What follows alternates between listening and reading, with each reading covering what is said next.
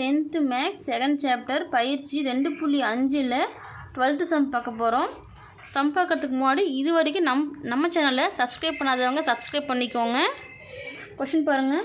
ஒரு கூட்டுத்தொடர் வரிசையின் 6வது மற்றும் 8வது உறுப்புகளின் விகிதம் 7:9 எனில் 9வது மற்றும் 13வது உறுப்புகளின் விகிதம் காண்க. என்ன கொடுத்துட்டாங்க? கூட்டுத்தொடர் வரிசை அவங்களே கொடுத்தாச்சு. இதில் 6வது மற்றும் 8வது உறுப்புகளின் விகிதம் பார்த்திங்கன்னா 7:9 கொடுத்துருக்காங்க.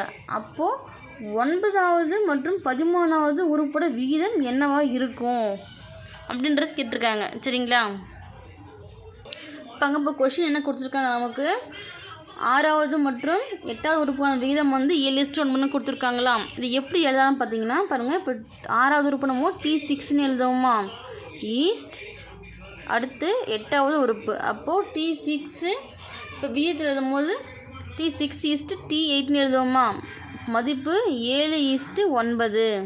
இது எப்படி மாற்றி எழுதலாம்னு பார்த்தீங்கன்னா, இப்போ விகிதத்தில் இருக்கா, முதல்ல விகிதத்தில் இருக்கிறது நம்ம பின்னத்தை மாற்றி எழுதிக்கலாம். பின்னத்தில் மாற்றி எழுதும் போது T6 T8ன்னு வருமா? ஈக்குவல் 7/9. இதுக்கான ஃபார்முலா நமக்கு தெரியும். பொது உறுப்புக்கான ஃபார்முலா போது Tn equal A + n - 1D.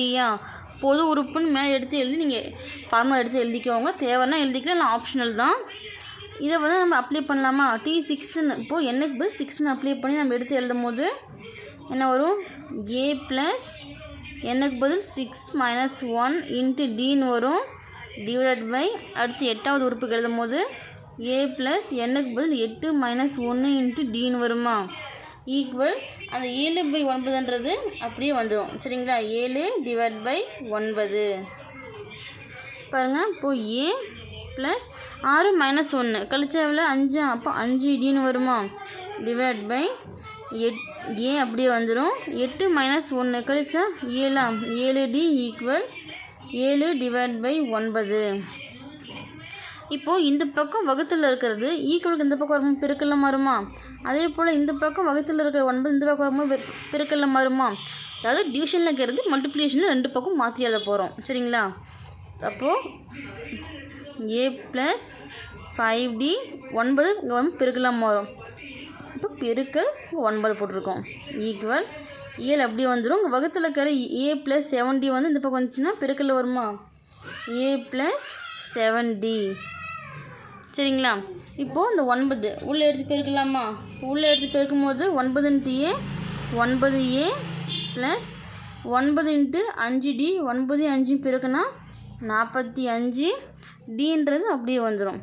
Equal இப்போ அதே போல் இந்த A எடுத்து உள்ளே பெருக்கலாமா? 2 கூடியும் பெருக்கும்போது என்னாகும்? 7 × A 7A + 7 × 7D. இப்போ 7 பெருக்கும்போது 49Dன்னு வருமா? இப்போ இந்த டேர்ம்லாம் நம்ம ஒரே பக்கம் கொண்டு போயிடலாமா? அப்போ 9A + 45D அப்படியே வந்துடும். இந்த பக்கம் +7Aவாக்கிறது ஈக்குவல் இந்த பக்கம் வரும்போது -7A மாறுமா? இந்த பக்கம் +4 49D இருக்கிறது இந்த பக்கம் வந்துச்சுன்னா -49D மாறுமா? ஈக்குவல் எதுவுமே இல்லைன்னா 0 ஆயிரும். சரிங்களா? இப்போது இங்கே 9A இருக்குது, இங்கே -7A இருக்குது. கழிச்சா நமக்கு என்ன கிடைக்கும்? 2A வருமா? பிரிவுக்கான குறி ப்ளஸ்ன்றது ப்ளஸ் போட்டிருக்கோம். +45D -49 கழிச்சா நமக்கு 4ன்னு வரும். பெரியனுக்கான குறி மைனஸ்ன்றதுனால -4. சரிங்களா?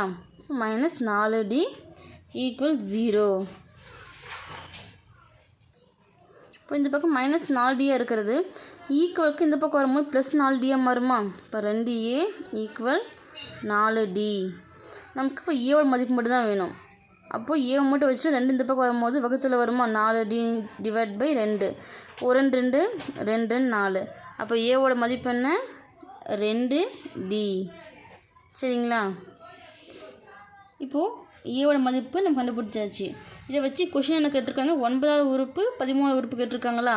அப்போ இது எப்படி எழுதலாம்? விகிதத்தில் கொடுத்துருக்காங்க. அப்போ T9 T13 வருமா? ஈக்குவல் இப்போது T9 T13 நம்ம வந்து எடுத்துருக்கோமா கொஷினில் கொடுத்துருக்க உறுப்பு, இதை பொது உறுப்பு முன்னாடி ஃபஸ்ட்டு எழுதுனது பார்த்தீங்களா பொது உறுப்பில், அதே போல் அப்ளை பண்ணி எழுதலாமா? அப்போ எண்ணுக்கு பதில் 9ன்னு வரும். அப்போ A ப்ளஸ் எண்ணுக்கு பதில் என்ன 9 மைனஸ் 1 இன்ட்டு Dன்னு வருமா? ஈஸ்ட் அப்படியே வந்துடும். இந்த 13க்கு பதில் இப்போ எண்ணுக்கு பதில் 13 மாற்றுவோம். அதே போல் A ப்ளஸ் எண்ணுக்கு பதில் 13 மைனஸ் 1 இன்ட்டு Dன்னு வருமா? ஈக்குவல் A ப்ளஸ் 9 மைனஸ் 1 கழிச்சா எவ்வளோ 8 8D east A plus 13 minus 1 கழிச்சா 12D. சரிங்களா?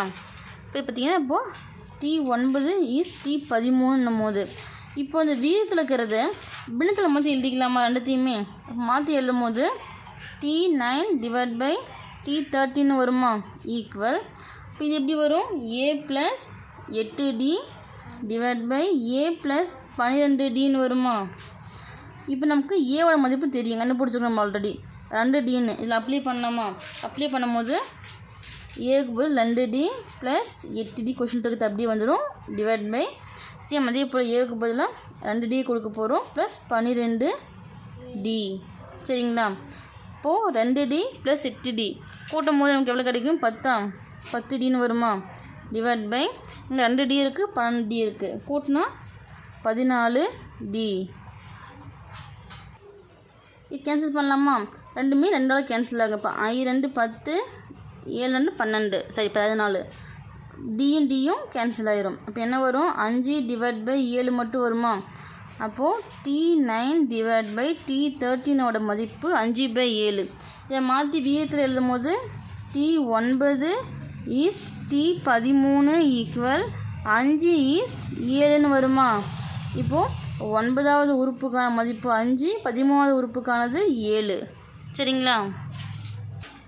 வேணும்னா ஃபைனலாக எடுத்துக்கும் நீங்கள் எழுதிக்கலாம். சரிங்களா? 9வது உறுப்புக்கானது 5 மற்றும் 13வது உறுப்புக்கானது வந்து 7 அப்படின்ட்டு.